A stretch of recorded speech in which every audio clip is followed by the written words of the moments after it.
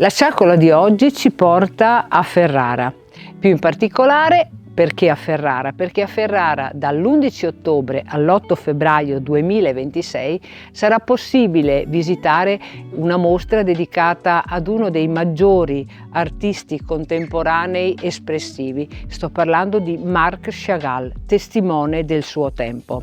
All'interno del Palazzo dei Diamanti sarà possibile vedere circa 200 opere tra dipinti, schizzi e incisioni. Ci sarà inoltre la possibilità di visitare 2 sale immersive che saranno particolarmente suggestive in quanto il visitatore stesso entrerà nell'opera dell'artista.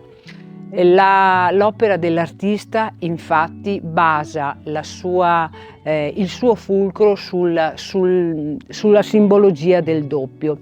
Infatti immagini di profili che si sdoppiano, volti sdoppiati, rappresentano le metafore dell'esistenza umana, dell'esistenza che ha contraddistinto anche la vita stessa di Chagall, diviso tra il dramma dell'esilio e la gioia di vivere stessa.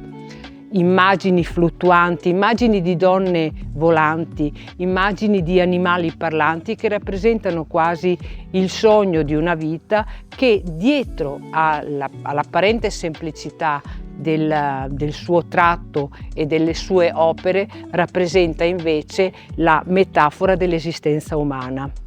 Voi avete già visitato la mostra di Marc Chagall a Ferrara?